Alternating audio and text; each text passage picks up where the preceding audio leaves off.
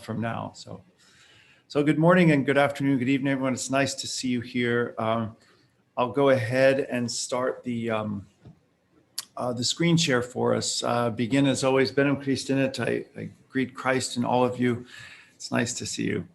All right. Here we go. So the prayers I've chosen this morning are from the Psalms because they will, in some sense, anticipate the contemplative practice that I would like to share for us to do today and actually over the next few weeks. So let's begin.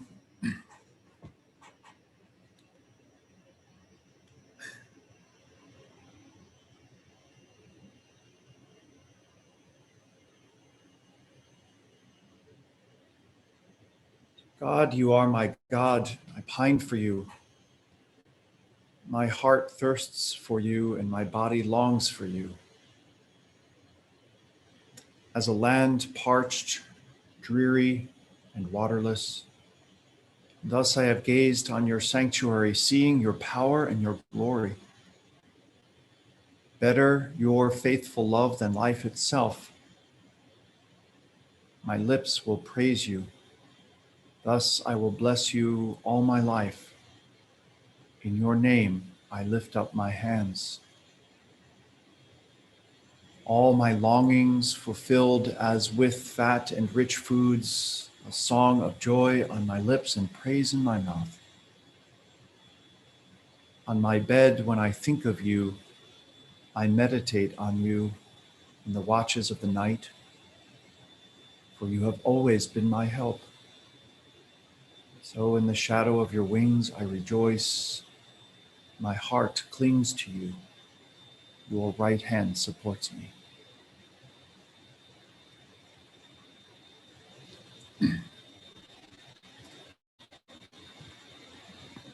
So our first reading today spans pages 66 and 67 toward the beginning of chapter 3, if you wish to follow in the book. This begins a subtitled section, The Birth of God in Scripture.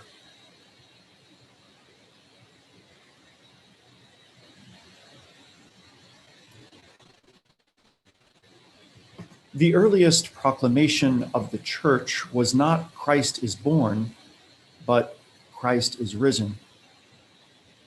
The church came to reflect on the birth of Jesus backward, as it were, in and through the experience of his death and resurrection.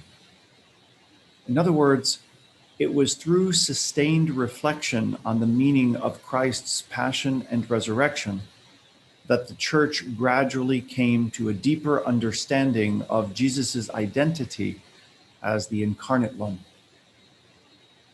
This is why the celebration of Easter predates that of Christmas by over 3 centuries. The foundational experience of the empty tomb gave rise to the early oral and written traditions about Jesus's resurrection and teachings. These would have coalesced into the sources that lie behind the 4 canonical Gospels. The curiosity of second and third generation Christians inspired more detailed accounts of the resurrection. As the tradition evolved, so too did the desire to push back ever further into the early life of Jesus, inspiring more elaborate accounts of his birth and infancy. Thus, the infancy narratives of Matthew and Luke and the prologue of John reflect some of the latest developments of the gospel traditions about Jesus.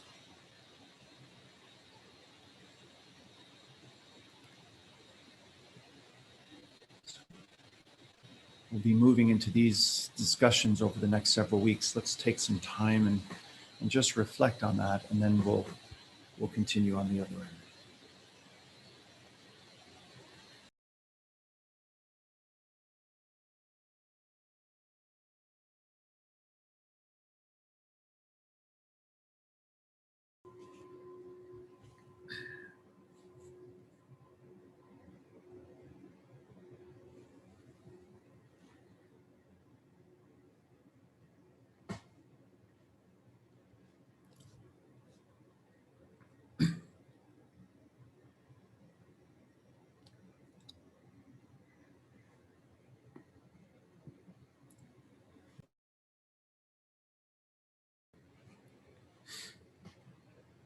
So our second reading this morning comes from page 67.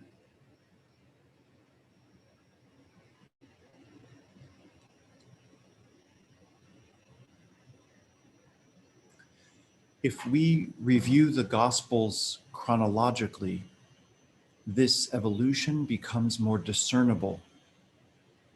Mark, the oldest canonical Gospel, has no account of the resurrection and no infancy narrative. He opens with an adult Jesus at the time of his baptism by John, as we see in Mark 1:19, and closes with three women from among his closest disciples running in fear and trembling from the empty tomb. That's Mark 16, verse 18. A number of divergent endings can be found among the various manuscripts of Mark's Gospel. The remaining verses, what we typically call Mark 16, 9 through 20, that now appear in most translations are accepted as canonical, even though they are not original to Mark. The fact that these additional verses detail precisely the kind of elaboration on the resurrection narratives we would expect to see gives evidence of the development of the gospel tradition I am summarizing here. Moreover, Mark's gospel does not contain a birth narrative, which is further evidence that Mark is the earliest gospel in the New Testament.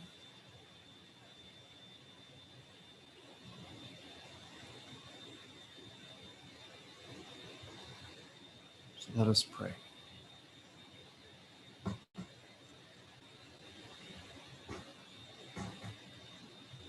As a deer yearns for running streams, so I yearn for you, my God. I thirst for God, the living God. When shall I go to see the face of God? I have no food but tears day and night, as all day long I am taunted. Where is your God?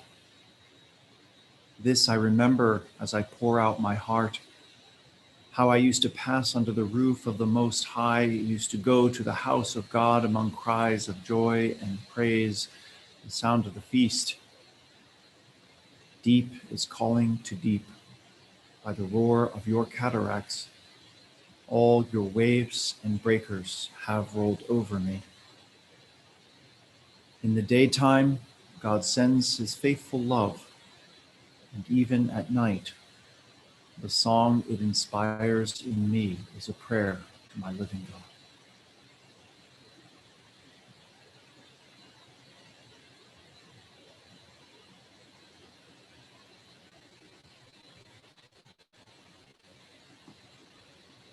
So, in anticipation of the next several weeks we'll spend together,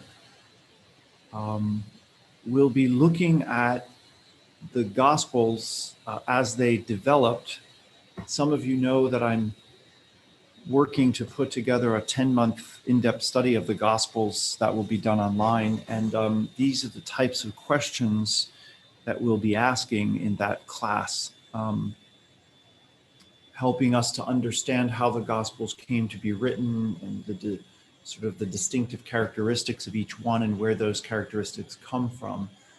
But the next several weeks that we spend together will be sort of straddling between what we could think of as critical approaches to the gospel, by which we mean not judgmental, but historical, looking at what we can know of them as texts that developed in the course of history over time and therefore have divergent portraits of Christ, as I like to think of it, divergent pictures of Jesus. And we'll be straddling that sort of historical approach with what that implies or what that means for us who are contemplatives, and how coming to a deeper understanding of the development of the Gospels and the different ways in which they have come to portray Jesus, how that actually in the end opens our hearts to see and to encounter Christ in deeper ways. So today is the first day that we'll be looking at that, and I'll take your questions starting with Pat. Pat, if I could just ask you to kindly unmute. There we go. Okay, good morning. Good morning. Okay, I have two questions. One is very much relevant to what you were just saying. I've heard it said that what was accepted as the canonical Gospels was more so based on the church's own agenda for how it wanted to control itself and control society, and not necessarily trying to give an accurate picture of Jesus, even to the extent of having put words in his mouth. Okay. Just wondering how you would respond to that. Okay, so let me say that I've heard that before, and there's a number of underlying assumptions behind a question like that I would profoundly disagree with because I think the assumptions are inaccurate. For example, the question presumes a much later time in church history when the church, in fact, was an institution that had been adopted by a powerful political system, the Roman Empire post-Constantine, and therefore might have had political agendas. We have to realize that the church that's being assumed behind that question didn't yet exist and wouldn't exist for centuries as a controlling organization in the empire trying to control its message or ideas. What we have in the first century is more a very, very divergent group or multiple groups of so-called Christians, each of them believing that they had the correct interpretation of Jesus, and each group writing scriptures, or what would become for them scriptures, or what we would call canon, an accepted group or body of literature. Each of them were creating books within their own canon, as it were, to put it simply, which did indeed try to interpret Jesus according to their understanding of who he was. And those groups, many of those groups who then called themselves Christian, would feel completely alien to anything you and I think of as Christianity today. And that's because one of those particular groups had their ideas ultimately prevail, we might say. Their interpretation prevailed. But that was not due to a controlling institution, as would be presumed underlying your question. It had a lot to do with, partly I think it had a lot to do with the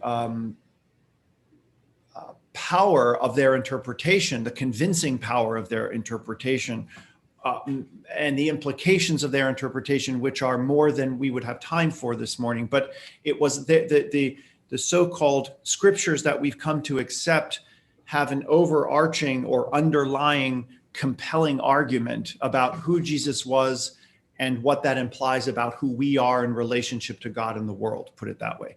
And of all of the various groups, we know through very clear historical and critical study that it was the group of Christians who prevailed that did the least tinkering or with the text themselves. In other words, really approached the text that were being written at the time with a tremendous sense of scrupulosity around the accuracy of going back to the teachings of the apostles and not diverging in some unrecognizable way from what the apostles were teaching after the death and resurrection of Jesus. So in that sense, it's a very continuous set of teachings that get collected in what we now call the New Testament. Okay, thank you. Yeah. My other question is more on contemporary issues. The beautiful inaugural address by our new President Biden spoke a lot about unity.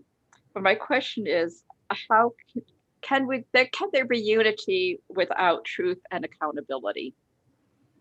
Yeah, that's a great question. So I think the short answer is there can't be unity if there is a delusion around what the actual facts are. But facts and truth, I think, could be parsed or distinguished because, we could all agree on the facts, but differ on the truths that those facts reveal. And I think you can have a divergent of interpretation of facts and therefore a revelation of different truths that those facts reveal. But if we can't even agree on the facts, then I think unity is all but impossible. It's like we're living in two different, dimensions that just simply can't correspond. And in some ways, the relationship between your two questions might be applicable to how we understand the diversity I'm beginning to speak about in the Bible. There is sometimes among the early Christians an agreed upon set of facts, and sometimes there's not. Like, for example, many early Christians believed that Jesus wasn't really human, that he was just a phantom who appeared to us like a human. We could argue now that that's just delusional on some level, but it did have a theological underpinning. There was a reason those groups of Christians denied that Jesus was actually human. It served a purpose for them. This group is known to many of you as the Gnostics of the early church. And they had a preconceived idea that the God of Israel was a wrathful, angry, hateful God who created the world, and therefore God could not take on real materiality, real flesh, because that would be somehow tainting his divinity, tainting his purity. That was an idea that the Christians we all descend from outright rejected on multiple levels.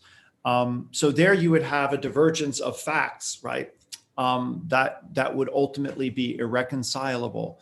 But what we would have to explore, and we'll do this slowly and minimally in this particular venue, is what was the theology that underpinned the propositions or the scriptural text that they wrote to justify. So today, in other words, if you ask a Christian, well, what do you believe about God? We go to the scriptures as our source or proof. We believe this because it says so here in this gospel or in this letter of Paul or in this prophet. So we use the scriptures as a basis for what we believe. But in the early church, it was exactly the opposite. Christians had various opinions or interpretations about who Jesus was or was not, and then wrote the scriptures in order to affirm those theological propositions, in order to provide evidence for them. So we have to respect that process over time and how that eventually flipped, where it was the theology that gave rise to scripture, and then the scripture set as the foundation for all future theology. It's a very complicated process, but we often don't recognize that today because we're not entirely clear of that history. But that's something that we can at least try to flesh out a bit for the purposes of our contemplative practice over the next few weeks. Linda, please. Yeah, I think Pat raised really good questions. The first one always, it's gnawing at me a lot, is just this idea of our kind of political disunity, but our spiritual oneness. And I don't know if folks were able to look at my email a week or two ago, but just this idea that of what do we, and I asked this, I think, at the end of last time, but this idea that we are literally one, that's what we all on this Zoom call, at least I believe. And what does that translate to when we're looking at division? I mean, I believe that that the way I look at division is from the lens of our oneness, which calms me down a bit. And my progressive friends go crazy when I start to try to put that into words, because of course they're right and those other people are wrong and diabolical, etc. I can't get to that place unless I'm in a pretty strong contemplative mindset, which I can't get to unless I'm meditating. But yeah, so it's just that relationship between what we know we are deeply in our heart, and how does that actually walk the earth, because if it doesn't, all of this to me feels irrelevant, that somehow we have to find a way to change the narrative. I feel like it's our responsibility as contemplatives to do so. Thank you, Linda. Nicely said. Yeah, and that there is definitely, and there always has been, I think, to a degree, a social dimension to contemplative practice. That sort of bumper sticker wisdom that if you're not part of the solution, you're part of the problem, kind of thing. So, one of the things that we have to bear in mind in all of this is what aspects of me get triggered that make me part of the problem rather than part of the solution, and how do I descend beneath all of that reactivity, whatever that may be, so that I can really contribute to the solution rather than just the mix of conflicting problematic ideas. And practice, I think, is central to this. Thank you.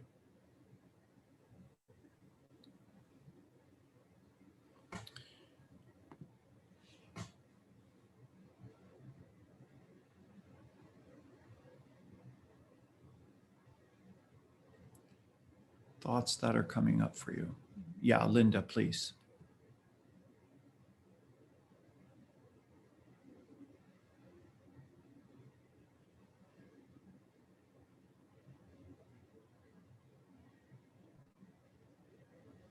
Linda, your mute should be at the bottom left, I think. You're unmute. We're not able to hear you. Linda, we can't hear you. The picture went out. I was going to say, if someone else had their hand raised, take them first. But okay, I'm back. You write in the first paragraph, as the tradition evolved, so too did the desire to push back ever further into the early life of Jesus, inspiring more elaborate accounts of his birth and infancy. So are you suggesting then that the account of his birth, that that's been tradition over years and years, is it in question, perhaps, that it was made up to a part of the elaboration? Right. So what I'm suggesting here, and what I'll spell out over the next several pages, which for us is weeks, is I say in today's reading that the earliest Christian proclamation is "He is risen." That this is really the birth of Christianity, is with the resurrection, as it were. We can simply, for example, look at the ordering of what are the canonical gospels. For those of you not familiar with that term canonical, what I mean by that are the four gospels that we have accepted into our New Testament, which would be in chronological order: Mark, Matthew, Luke, and John, roughly from the 60s to the mid 90s of the first century. There are many other gospels in Christianity that we know of, many of which we possess copies of. We probably have copies of roughly 40 Christian gospels, most of which never made it into our canon, and really with good reason, which is another whole question.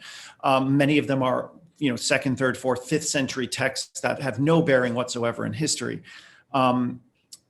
But nevertheless, of the four that we do have, if you track them chronologically and start not with Matthew, which is the one that appears first, right, in our New Testament, but in fact was written after Mark. So if we start with the oldest, Mark, we notice we have an adult Jesus at his baptism. So one has to ask why that would be the case. I mean, why would Mark not include a narrative about the miraculous birth of Jesus? If he had known about it, it would seem an egregious, right, sort of negligent thing to do.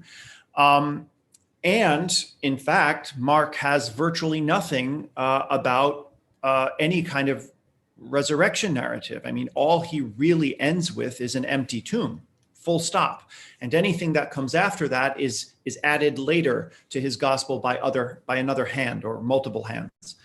So that raises some significant questions then about why that would be. When we then move to the next two gospels, we see that the versions that they do present in each of their chapters 1 and 2, Matthew 1 and 2 and Luke 1 and 2, in which both of those evangelists include a birth narrative, that they are absolutely irreconcilable in terms of how each of those stories unfold. It could not have happened. You can't take those and make those work together. You run into irreconcilable issues. Either Jesus was here or he was there. Either he did that or he did that, but he could not have done both. Yet, despite those differences, they both do share a certain number of, say, ingredients that we believe they drew from much earlier tradition, that Jesus's parents were Mary and Joseph, that Mary was a virgin, that he was born in Bethlehem, and so forth. I often compare this with my students to my Mexican mother-in-law, who has the ability to take like the same 4 ingredients and make a completely different dish. And I don't know how she does it, but somehow she can combine these ingredients in such a way that you would swear you're eating something different. And in a way, that's what the gospel writers have done. They have taken these traditional ingredients that they must have had access to prior to writing their own text, but they mixed them up into a recipe, a narrative that looks very different. So certainly there other problems are raised with these infancy narratives. There is a telling of his infancy and then essentially 30 years of absolute silence. And then all of a sudden we're back to where Mark started.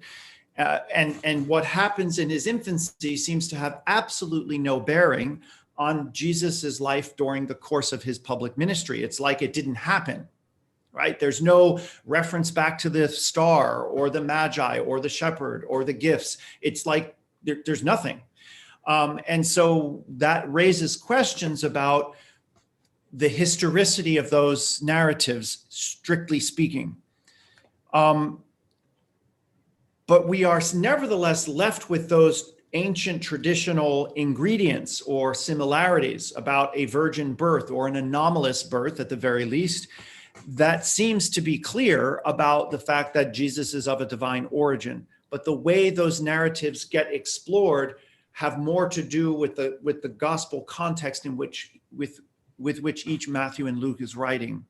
Now, if you look further still to the latest gospel, John, he's not content to push back to the infancy of Jesus, if you want to say.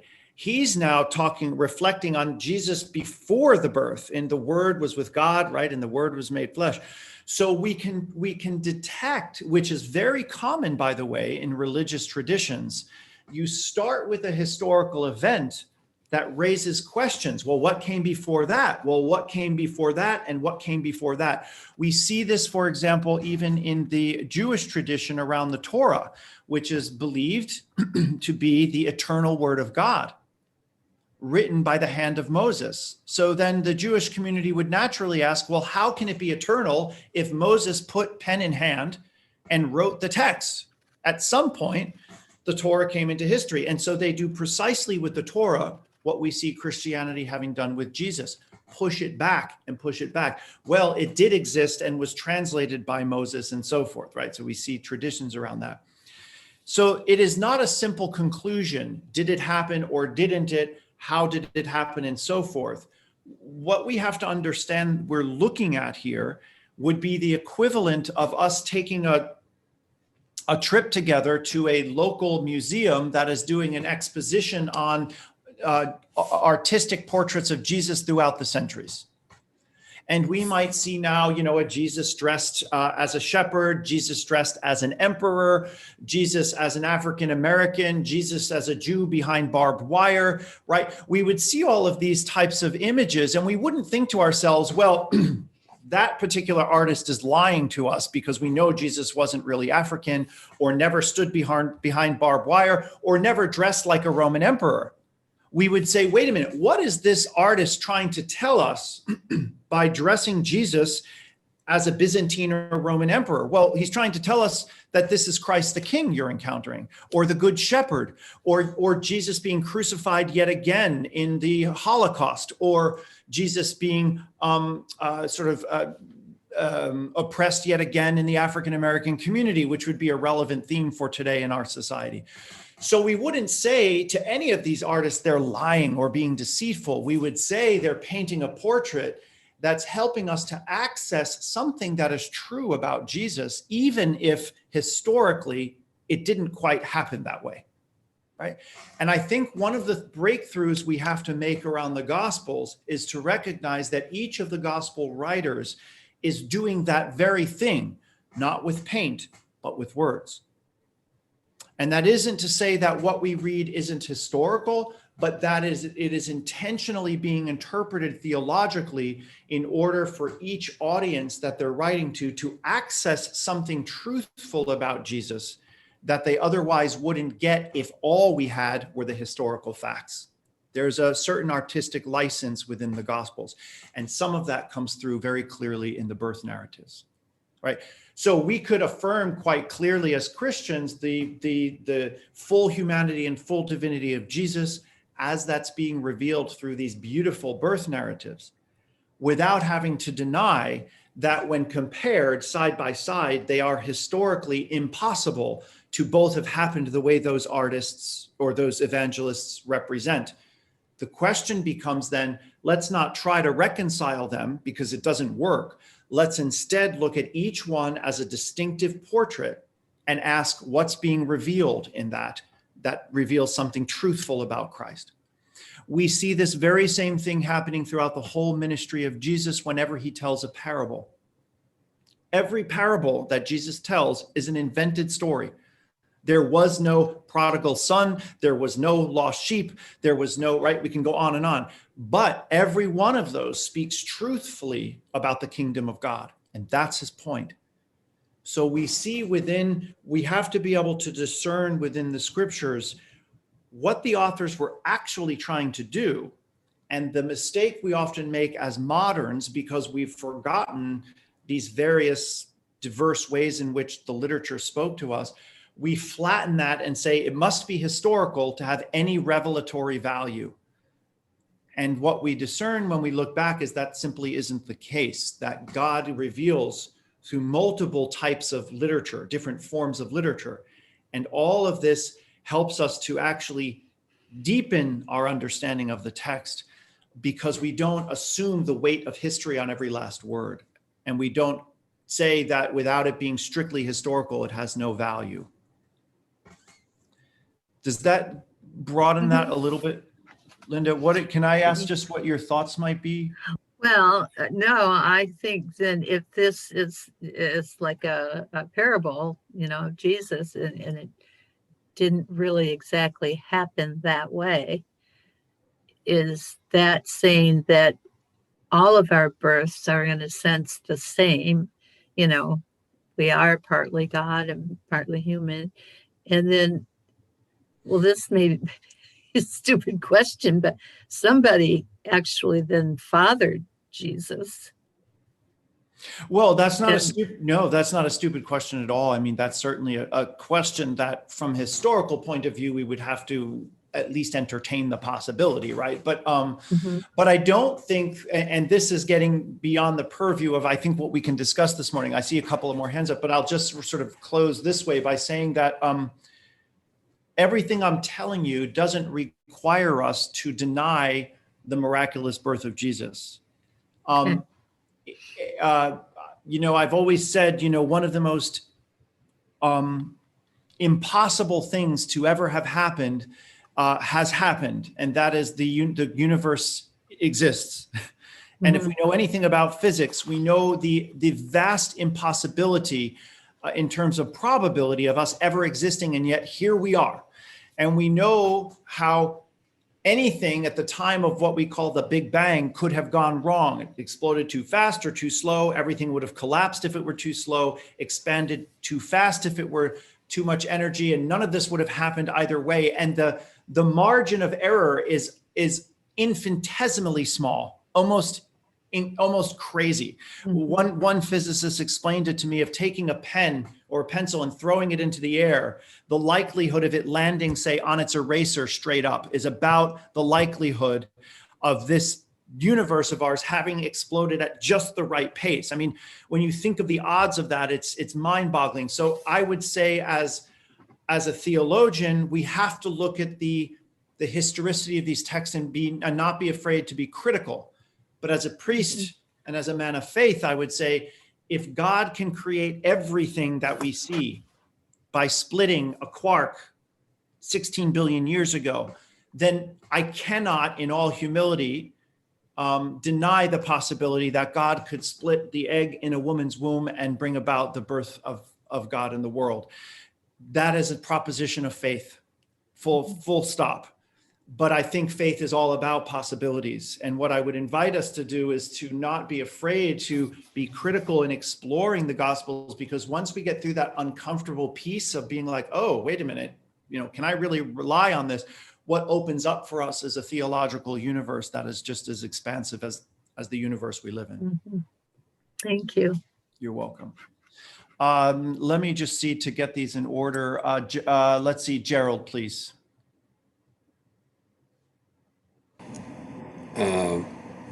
Father Vincent, I'm not sure that I have my own thoughts unraveled yet, but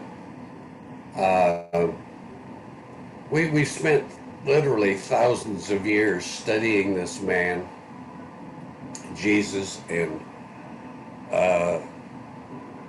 hundreds of thousands of volumes have been written about him. We spend hours talking about him, reading about him in prayer. But it seems like something has gone awry. Not with Jesus, but I'm just looking at our society the last 2 or 3 weeks.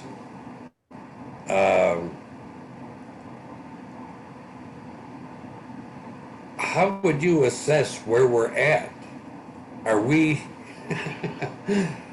are we growing? Are we getting better? Or maybe we're at a point where, well, I guess my personal feeling right now is that many of us think that, well, we have a new president and everything's going to be all better. And I'm just afraid that we're covering over something underlying. There's something down there that we're missing, and we really don't want to see it. We want to see everything being peaceful and orderly, and it seems like if we talk nicely,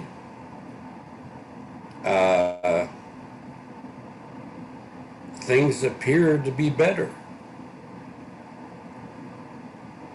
Hopefully, maybe they are, and all will be well. But my fear is that down underneath much of what we've seen, there's much hurting or a void, something we're missing that we're not making contact with. Maybe we don't want to. We much rather have things very comfortable. And if we take a look, it might make us very uncomfortable. I don't know. Do you see where I'm at? Yeah, I do. And I think you're pointing to something very, very real. Look, I know that many modern Christians are allergic to the idea of being a sinner or sin and so forth. But I'll just quote this scripture reference and try to contextualize. What Paul says in one moment is, Christ came while we were still sinners. In other words, to put that into modern parlance, that may sound more palatable to some of you who struggle with a sin-soaked Christianity, that Christ came to us precisely in our brokenness. God doesn't wait until we are made holy, until we have fixed ourselves, but comes into the mess, the muck of history. And there is no doubt that we would be deceiving ourselves to think that because we have a new president, many of whom of our fellow citizens are very disappointed around, whether they believe it's a conspiracy or not. So there's division right there. Yeah. But certainly a new presidency doesn't alter the sentiments that gave rise to the insurrection we saw in January 6th and the racism we've seen, spill over and over again in our country and so forth and so on. It doesn't fix or ameliorate our historical problems as a country and as a world. It doesn't fix climate change. It's not going to make people love each other better. Leadership does mean something and can indeed leave to reconciling, healing, but it isn't in itself a quick fix. But this is the broken, messed up, crazy world that God entered. And is it getting better? I think it depends on who you ask. In that very disturbing series, The Handmaid's Tale, there's a line that the leaders constantly use, well, better isn't always better for everyone. So better for some doesn't mean better for all. And it's a very sort of subjective question. But the real hard work that I think the gospel is calling us to is what you are all moving toward, which is that hard work, Gerald, that you're pointing to really, really look at this. And not use religion to justify my sort of myopic group or opinion about the world, but rather to look and do that introspection is how do I contribute to the problems that are there? And how do I look honestly at myself, knowing that I do so before an infinitely compassionate God? And therefore have the capacity for real metanoia, real change, right? To really hold that light in a dark world. If we're not holding it, who is? Who do we think is going to hold that light for us? We're the ones who are called to do it. And in our country, we're in a particularly, one might say, low period, but we're also in a period in which, it's like a zit that's been festering and infected popped, and we're seeing, the ooze of it just pour out.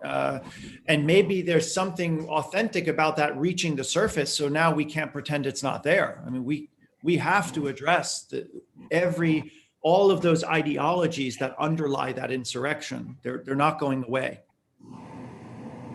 And as spiritual practitioners, if you will, who are looking to dedicate ourselves to Christ, that inner work has to begin with us, within our own hearts. So I hope that gives you maybe a bit of a framing for that. I concur that it is not a quick fix at all.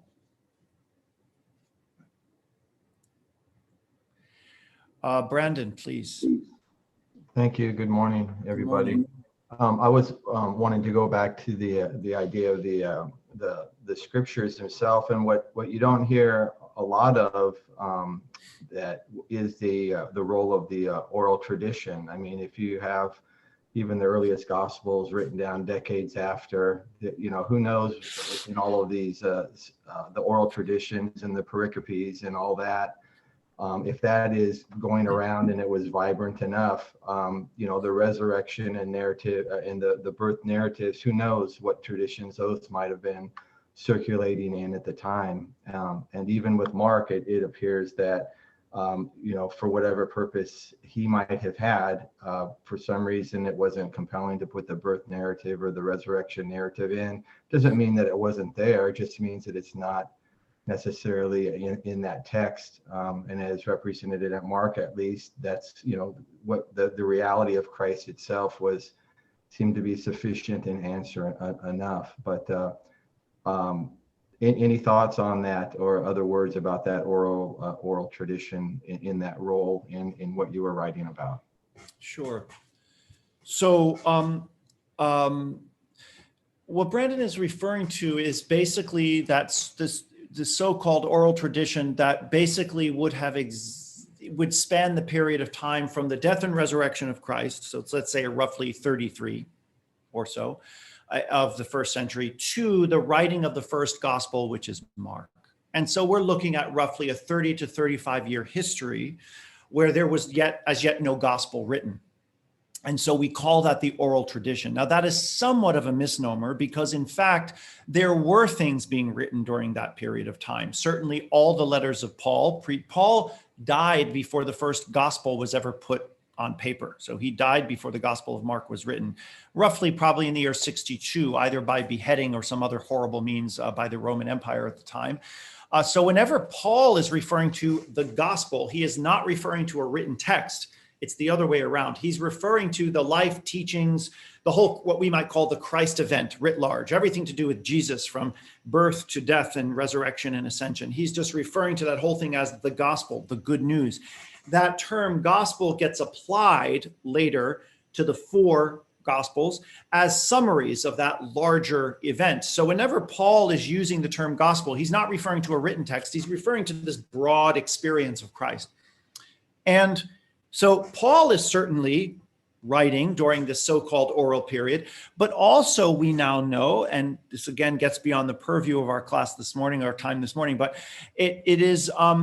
we also know that Christians were collecting around the empire teachings or sayings of Jesus in sort of haphazard lists, just as soon as they could, as often as they could get a teaching of Jesus or heard of one, they would write it down and collect them. So we have these so-called proto-gospels, these collections of sayings and teachings of Jesus that eventually Mark will borrow from and create his narrative, so that it isn't just Jesus said this and Jesus said that and Jesus said this, but he said it to this person, this was their response, this is what he did next, now he walked on water, now was the transfiguration, now he healed such and such person. So Mark takes those raw ancient ingredients of sayings and puts them into a kind of more clarifying narrative that gives them context. So the oral tradition nevertheless saw the writings of Paul and the collection of sayings of Jesus for that 30-year period until Mark is written. And we have to believe, and we have good evidence to suggest, that the Christians who were collecting these did so with a tremendous amount of intentionality. They were trying to really preserve these teachings. It was very important to them. This was not a haphazard process, but an earnest one. Now, within that context, is it possible that the sayings of Jesus, the parables of Jesus evolved, were tweaked, sort of didn't quite match in the various collections? Absolutely, that's the case. But what we have to realize is that process of diverging, we'll just say the parable of the lost sheep, we might have seen multiple sort of nuanced versions of that in the various collections of the sayings of Jesus. But what we have to realize is that that process doesn't begin with the end of Jesus's public ministry. Jesus, as he's preaching in Galilee, is going to small groups, 15, 5, 10, 20 people, and teaching the same teachings over and over again. So we know that Jesus would not simply have memorized word for word all of his parables that only later got tweaked. With every group, as a storyteller, he would have altered it. Think about when you tell your friends about a story of you were on your last vacation and you tell that to different groups. And if you could record yourself and then look back and compare those 5 tellings of what happened on vacation, none of them would be identical. But at the end of the day, all of your friends would understand what happened on that crazy ski trip you went to, right? So the point is not that the oral tradition carried word for word everything Jesus said. I mean, even Jesus didn't carry word for word everything he said to the last group in Galilee, right? So we shouldn't expect that kind of tight uniformity, but rather scribes and storytellers do what they do best. They tweak, they alter, they embellish, they make it exciting, right? They build on it, right? And that is part of the tradition. But at the end of the day, the sheep is lost and the good shepherd finds him. And at the end of the day, we know that that's how God treats us, right? When we're lost, we're found, right? This is the beauty of it. So we shouldn't look, which we want to in our sort of soundbite world, for precise exact wording. What we want is a living story. That's what we get. So the oral tradition certainly evolved the tradition to some degree, but the evidence would show that it also carries the tradition quite well. Bart Ehrman compares it, wrongly, I think, to a game of telephone, whereby one can't rely on what the original message was because it gets screwed up and really messed up by the end of it. But why he's so wrong about that is the game of telephone is designed to mess up the message. You have to whisper it. You can't repeat what you said. The person has to remember it as best they can. The whole game is designed so that what went into the first person's ear and what comes out of the last person's mouth is meant to be comical, right? They weren't playing telephone. They were very earnest in very specific contexts of trying to very clearly carry this tradition in the midst of a tradition of orality, storytelling, right, entertainment and embellishment at the same time. So these things are kind of intentional and are held in a kind of tension. And even by the time we get to Mark in the written form, we still see Matthew and Luke making alterations to address something that they know their particular audience would want to hear or need to hear. So even writing it down doesn't preserve it precisely. And we shouldn't let those things bother us. This is part of the creative, poetic impulse of a tradition. Does that make sense or put a little meat on that, Brandon? Yes, thank you very much. Yeah, you're very welcome. Okay, I know we're moving along. I see Sharon's hand up and then Nora, and then I'll bring us to our practice for this coming week, and then we can move into our conversation around practice. The next multiple paragraphs are going to continue on this trajectory, so there will be more time for us to explore some of this and ultimately how it impacts our sense of praying with these texts. So Sharon, please. Yes, thank you, Father. I've been, as everyone's been speaking, what keeps rising up in me to bring into like a lens to see this through is the evolution of human consciousness over the time periods that we're talking about, and how more primitive people were really very much right brain dominant, and where that story, the narratives, the metaphors, all of those things, help them to see things that, as the age of reason descended on us and we became more left-brained, we've lost access to that. So these stories are like a repository for that other half of our brain to reconnect to. That's what it seems like to me. And how right now, through the practice of contemplative practices, we're able to access that and sort of pull that in. And it's a conversation that, let those who have ears can listen to, but, you can't force anyone to have those ears. But for me, this really represents an evolutionary leap to me. And that's what this return to contemplation is doing, is picking up that lost thread, threading together the two sides of the brains, which you're doing with this study. And then I kind of picture myself as, with a tight rope walker between the tension of the two opposites that have been here since time immemorial, and how right now we're trying to learn how to transcend the standing in the midst of the opposition and learn how to become tightrope walkers to bridge these two sides of the brain together. And so I'm looking at it from that consciousness studies point of view and neurology. And I'm wondering if you have any thoughts about that, or if you know of any writer or books where that somebody dove deeply into that. So that's where I'm. Yeah, thanks for that, Sharon. In many ways, this sort of echoes, I think, what Gerald was asking about in a way, because it's really about the question to whether or not we can measure, say, over the last 2,000 years, whether all this thinking and reflecting on Jesus of Nazareth has ultimately made a positive impact on the world. Like, how are we different than 2,000 years ago? How has the gospel bettered society or the human plight? And to be honest with you, I think probably one could argue it's a very mixed bag, in fact. But the evolution continues, and you are right that I think certainly since the Enlightenment, where in a sense, Western society at least replaced faith and tradition and religious authority with science and reason, right, as being central to how we organize ourselves and how we understand our world. And I think in some ways with good merit, this has happened. I do think, that the things that have grown out of the Enlightenment have been just profound on many, many levels, scientifically and intellectually and so on. But it has left us a little bit, disintegrated, head and heart.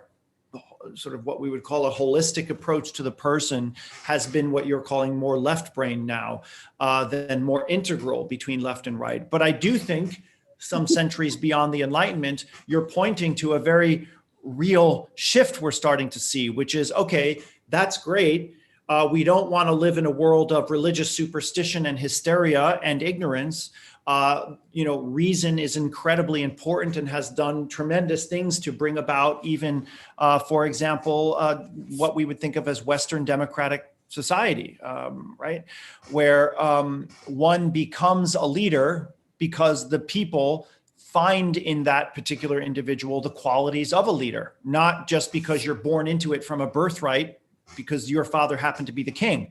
And whether you're a complete idiot or a complete incompetent person, well, you're the leader now just because there's some divine birthright supposedly making that so.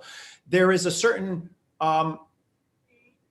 reason to, or rationale to democratic society, which says it is up to the people to discern who the leader is based on qualifications. Now, clearly we can make errors in that department, but at least the impulse is there to embody us to say, well, you're not a leader because you're born into it. You're a leader because you show qualifications that we believe will make you a good leader.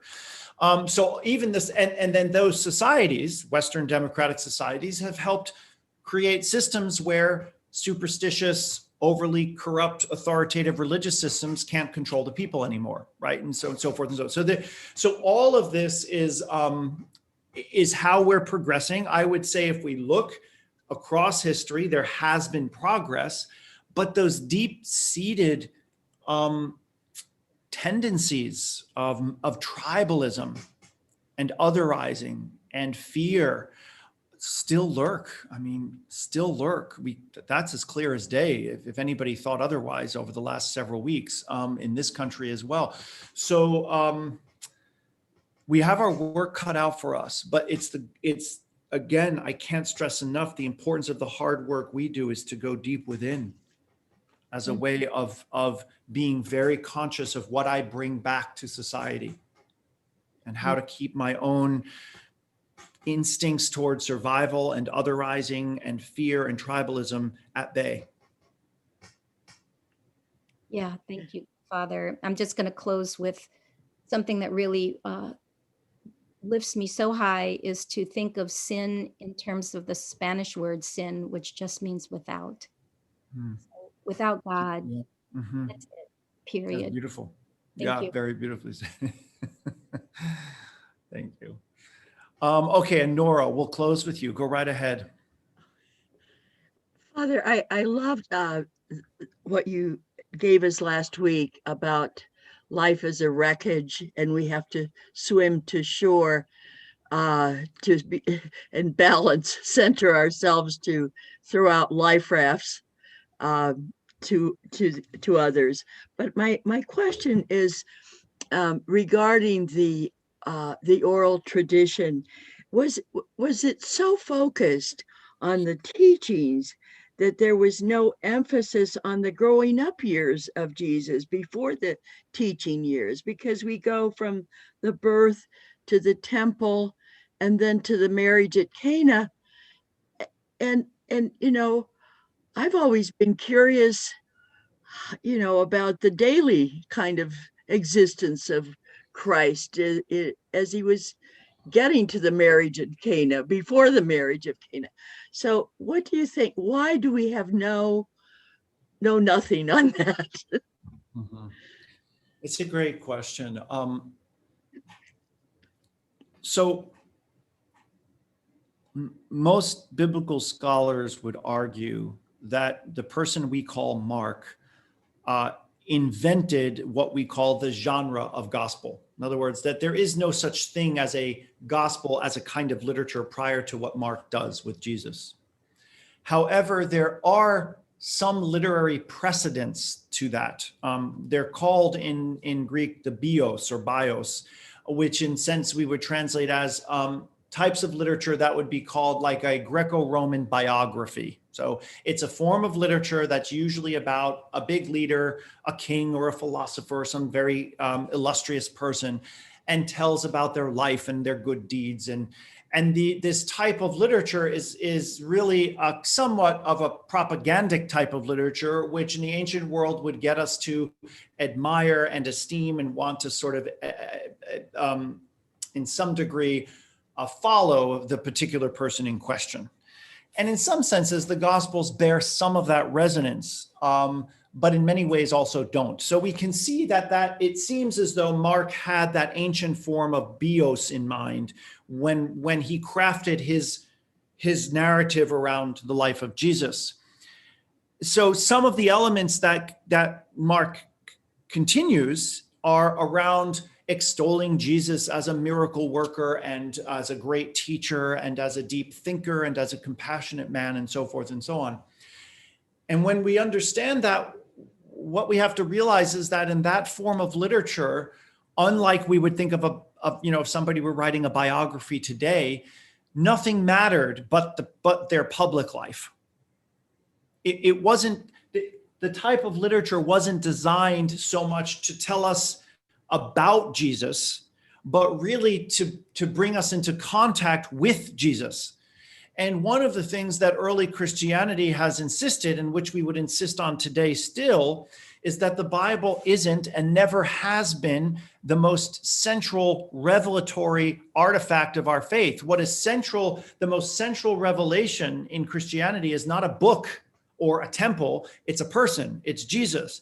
And the conviction that in some mysterious, inexplicable way, that risen Christ continues to speak to us today as a living, indwelling presence, not only within our hearts, but kind of as a pervasive reality throughout the universe, that is a pulsing, living, divine presence that we name Christ.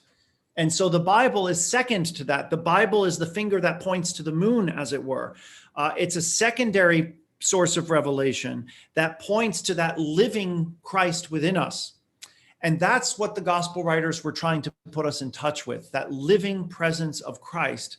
And so took, if you want to say, creative means or artistic license or theological license to interpret historical events theologically. Their main goal was that we know Christ, not merely that we know about Christ.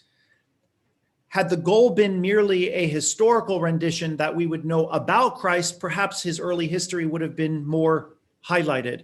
But since the big message was around his public teachings, that's where all the Gospels ultimately focus. Right? And that's why it seems that genre of literature it's just what defines it. It's not a type of literature it's like the difference between a memoir and an autobiography. Very, very similar. But a memoir tends to cover a slice of one's life, a piece of it, rather than try to span the whole of one's life. Memoirs of growing up in Kansas or something, right? So from ages 12 to 18, this was my life in Kansas. That's a very different thing on that level than an autobiography, in which one would expect to hear about, well, where were you before Kansas and where were you born and what happened after that? So the Gospels in that sense are much more like memoirs. And in fact, before early Christians called them Gospels, they did call them memoirs of the life of Jesus. Okay. Thank you. Yeah, you're welcome. Thank you. Okay, you're welcome. All right. So let's take a look then. I thank you for your patience today. We'll have time to continue to unpack all of this in the next several weeks. There's certainly more that we'll try. I'm trying to reconcile what we can know, if you want to say historically and critically, about these texts as historical documents, but also what they reveal to us about that living, indwelling Christ. But I want to share with you, first of all, then the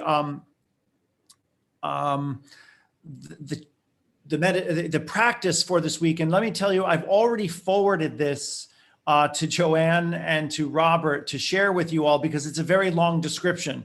So don't feel you have to write any of this down, okay? It's all been sent to you.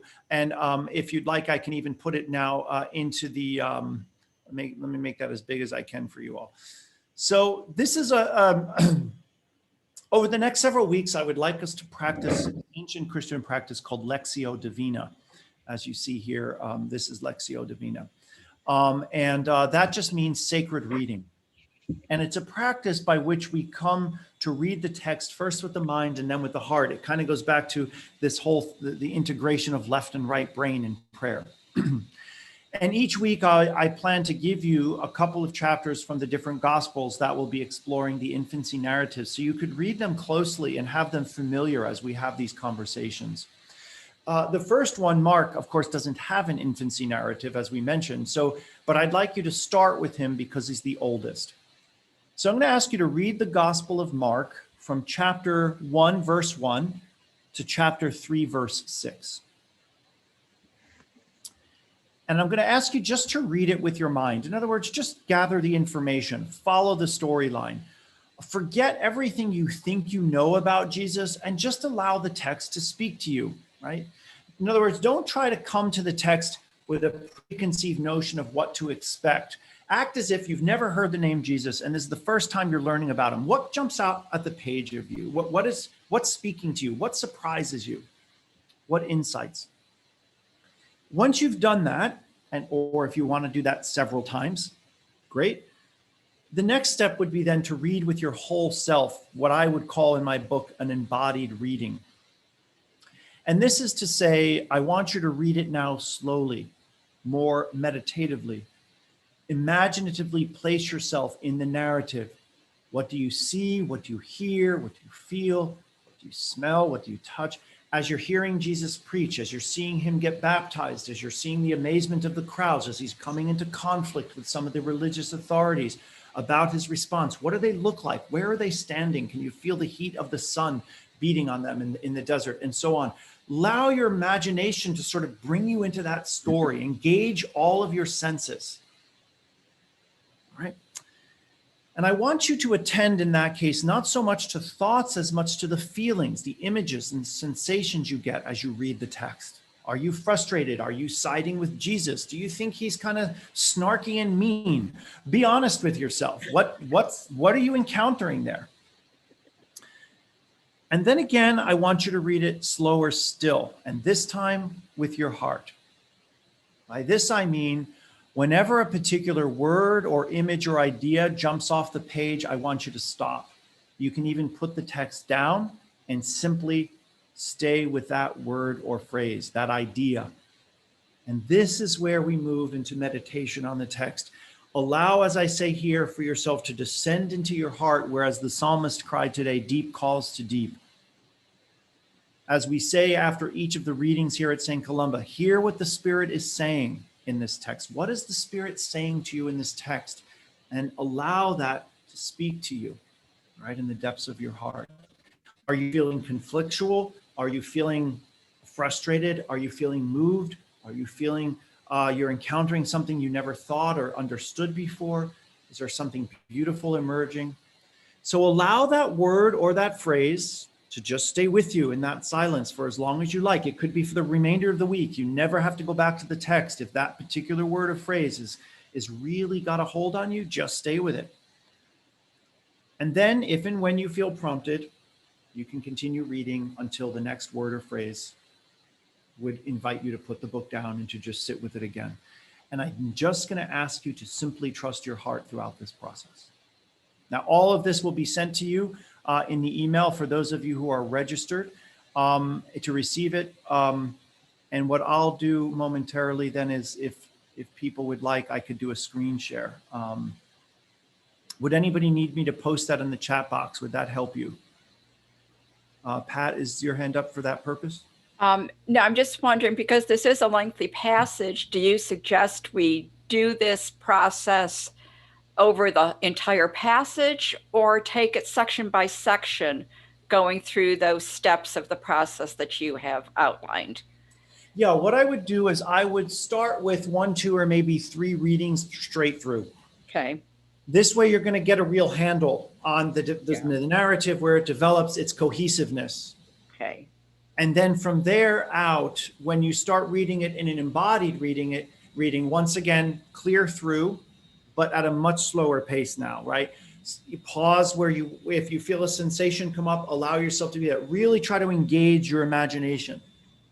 After that, it's truly at your own pace. And if you pause at the 3rd word and never pick it up again, that's perfectly fine. Right? Okay. At that point, you're just really taking the text word for word and trusting when the Spirit leaps up at you, if you want to say. Even if you don't know why a word or phrase is speaking to you, if it's really grabbing hold of you, just put the book down and just ruminate on that. Okay. All right. So the first few times, feel free. That's kind of our left brain approach. Go through it the whole time. I want you to get the lay of the land. And after that, a much slower reading. Okay, thank you. You're welcome. It's a beautiful process. And I hope that it benefits you, okay? I see some huge responses in the thing. Translation is best. Okay. I love the New Jerusalem Bible, but I would say if you want the most modern critical version is probably the New Revised Standard Version, NRSV as it's called. But mostly for this type of exercise, whatever version speaks to your heart is fine. If you happen to have one at home, you don't need to spend money on a new version at this point. They would all suffice. Okay. All right. Okay, Joanne, please. I just wanted to say that in light of your practice for this week, when I was reading your book, the sentence, in other words, it was through sustained reflection on the meaning of Christ's passion and resurrection that the church gradually came to a deeper understanding of Jesus's identity as the incarnate one. When I read that sentence, that just paused me, and the Holy Spirit was like, if you want a deeper understanding, you need to have sustained reflection. And that just really, I barely read much more past that, because it was like that answered everything that I needed to know for this morning. So I just wanted to let you know. So thank you for that sentence. Yeah, of course. And that's it. Sustained reflection, right? Sustained reflection. Remember, the way some of you may not recall because it feels like ages ago when we started this book, but what I talk about out front is that the Gospels are like a perimeter that points to the interior landscape where the living Christ is within each of us. So the Gospel is a threshold, a gateway into an encounter with the living Christ. It is not a destination in itself, right? So just as there are pauses between each word, right? Spaces. Remember the slatted fence. It can either feel like an obstacle, but if we adjust our vision, the little slats between the fence point to a landscape, that interior landscape that is far more vast. If you go to my first chapter in the first few pages, you'll see where I reiterate this. So think of it this way. I'm inviting you not merely to approach that slatted fence, but to peer through it into that interior place that they're pointing within each of you. That's what the Spirit is saying. That's the prompting you have to begin to learn to trust. And it's going to be different for all of you because that light of Christ is refracted differently in all of us and at different times in our lives. So trust the process. Trust your heart. If something speaks to you, don't push past that. Put it down. Even if you say, I have no idea why this word or phrase is speaking, allow it to ruminate, to nurture you in a sustained way. It will speak to you. I can promise you that much. Beautiful process. Okay. That in mind, So let's take a look. Ken, thanks for your message. Yes, indeed, that is correct. We're looking for that balance. So let's take a look at last week's practice and then see if there's some conversation we'd like to build around that. So in this one, I asked you to begin to engage the imaginative process here by mapping literally your interior life. Where's the smooth landscapes, the rough terrains? Where lie the precipices? Where are the water's edge, the mountains, the oases? And I asked you to kind of consider depicting that in a kind of map-like figure, right? Of what your interior landscape looks like. Many of you would know that there are therapeutic practices where the therapist might ask if you're having some feeling or anxiety or heaviness to describe what it looks or feels like. What is that? Is it dark? Is it furry? Is it round? Is it sharp? And sometimes that process of just trying to put description around something that really has no shape and form tells us a lot about the experience. And in some sense, I'm asking you to play with that a little bit. If we are indeed talking about the interior heart as an interior landscape, which is why the cover of my book looks the way it does, trying to evoke that notion of the interior life as landscape in which we walk with Christ. What does that look like for you, right? What does that map look like? So I'm not sure how many of you would have taken me up on the offer, but if anybody has and would like to share or talk about that, I'm all ears.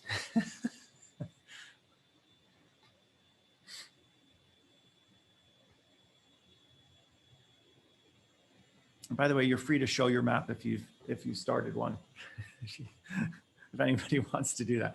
Yeah, Pat, please. Well, it took me a little while to get into this. I was a little resistant to start with, but I did end up more so with a drawing than a map. And this drawing has a meadow of flowers kind of in the center, which is my true self in Christ. But then there's a kind of a rocky path to get to that, which was representing my own interior fears and hangups and whatever. And on either side of the meadow were mountains that are kind of the lies that the world and others in the world have told me. But then in front of all this is a fence. And that fence was representing that I get more so glimpses of my interior life. And in doing this process, I realized how much I can tend to observe my life rather than live my life. That's beautiful. You know, Pat, I just want to encourage you to realize that, one of the things I asked you to consider doing in this particular practice would be to keep that map or this picture in your sacred space, right? Your prayer corner, as a kind of iconic reminder of that dynamic in you, and maybe as a perpetual question, am I observing or living? And as you begin to move through that process, am I observing my life or living my life? Am I listening to those mountainous voices? Am I on the rocky path, or now have I made my way to that meadow? And that's probably a dynamic process where it's not really linear. Sometimes in the meadow, sometimes you're back on the path. But all of that you might find, think of this as a living document, as a living map, and feel free to, over time, develop it. Right, add to it, right, change it, alter it, in a way that continues to reflect that. And you may very well see that where you are today, as you map that beautiful picture with all of the truth that it's speaking, is not where you may be 6 months or a year from now. And how will that alter that landscape for you? It's a really, fascinating exercise, because it puts in front of you an image that reflects something very real. Thank you.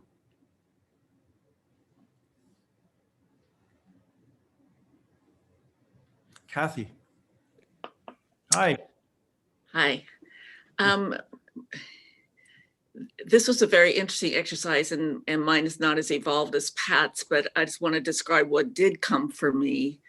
And there was two things. One was a connecting back to a dream that I had quite a number of years ago that still lives within me. And in that dream, I am in this church that I used to go to in the early 2000s that was sort of an all spiritualities all together in this church, sort of baseline. It's a religious science church.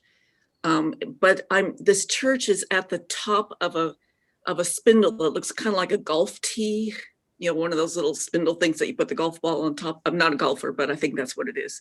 So there's, it's barely resting on anything. It's very precarious, but I'm up and the church is up on the very top. And then a little later in the dream somehow, and I don't remember the transition, I'm in a boat on a river with Jesus. So that's all I remember of the dream. Then the actual image that came to me in terms of the map, it's like I'm looking out the window from my kitchen, though it's not a kitchen I know of at all. So I see these sort of gauzy drapes on the right and the left, and the curtain rod across the top. And then through that into the window, I can see this vague map. And sometimes as this image has played around in my mind this week, there's actually two windows, as if a second one is like I'm at the land of Oz that has the curtain over it and you don't know what's on the other side.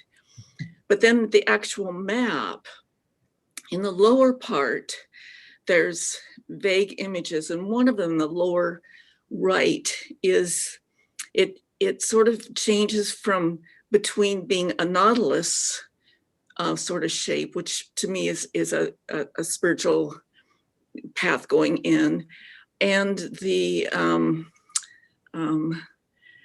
what is it that you walk, the spiritual, Like a labyrinth? A labyrinth, yeah. But the iconic shape that I saw many times when I was living in the Southwest, and I would visit the various missions, so that indigenous labyrinth, and then there's a vague cliff, reminiscent of the experience that I had a little over a year ago that I think I talked about one of the sessions, where I did the Richard Rohr mirror exercise and went downtown Seattle, and I was scared to death to do it because it meant encountering where I was, and then looking in the mirror, and what that mirror became for me is not seeing my face, but opening me up to a spiritual place that I didn't know, so that what I encountered in each of the places that went in Seattle was causing me to be present in a deeper way than I've ever been encountered reality before, both the joy of it and the excruciating pain of it.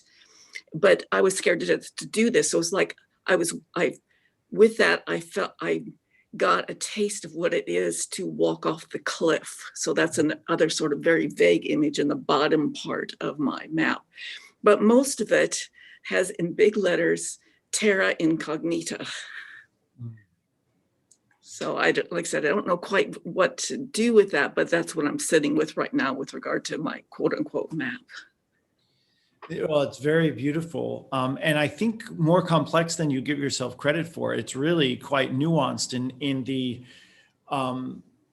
sort of the variety of things that are being expressed. I loved your kind of natural connection with if I heard you right, with the nautilus sort of spiral, if you want to say, and that the labyrinth, and sort of that the way in which this beautiful artifact that is just a natural process in which the way these shells kind of grow, and how that corresponds to this idea of the journey within a labyrinth tradition is quite beautiful. Thank you for sharing that, Kathy. As always, very rich.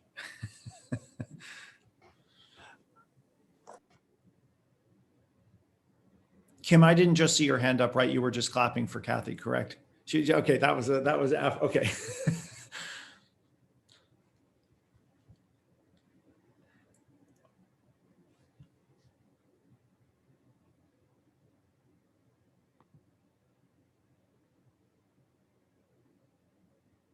Did you want to? You're trying to unmute, Kim? Yeah, go right ahead. But you're not unmuted yet. Yeah, you're trying to do that. Okay. Oh, there you go. Hi. Oh, I'm just filled with gratitude for you and this group. I learn so much and just leave so blessed every time we gather. For me, it's about self-sacrifice and finding that glory. And sometimes I'm on the path and sometimes I'm not. But generally, my light is brighter for the asking. I don't know how long I know my path, but it feels like I'm seeing my path in a much clearer way. Mm-hmm. Thank you.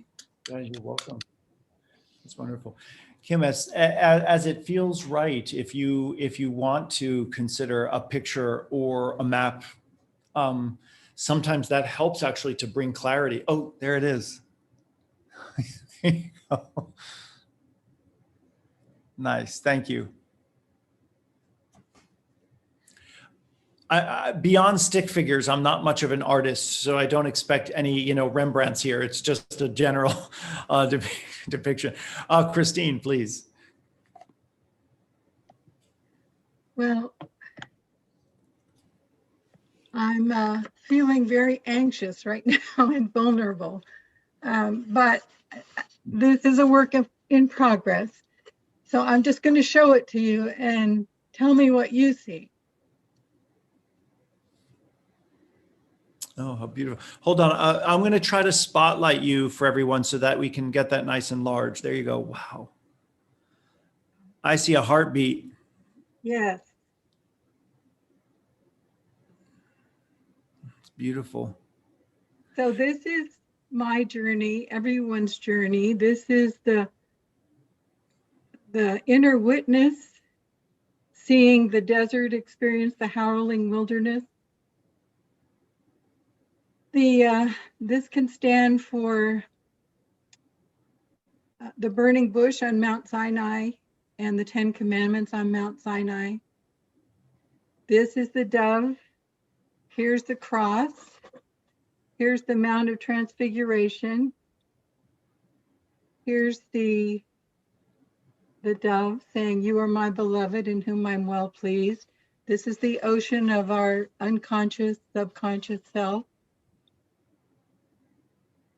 And this is Golgotha and the crucifixion and death, the rising and the empty tomb. You can't see the colors, but this is the dawning light, and this is the resurrection of Christ. And this happens with every heartbeat. I was just playing with this, knowing that death and resurrection happen moment by moment as we live, as we move through the varied terrain of our lives.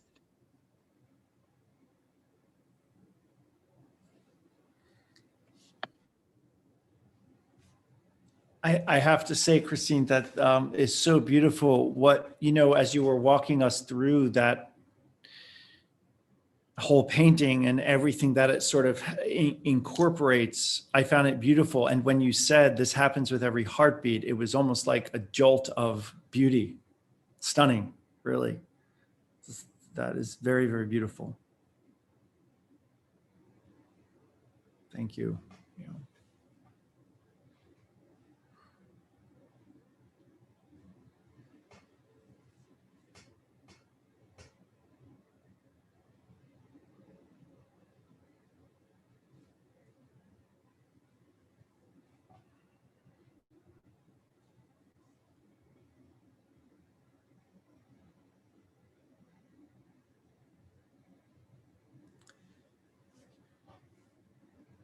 Well, perhaps that is as good a note as any to end on.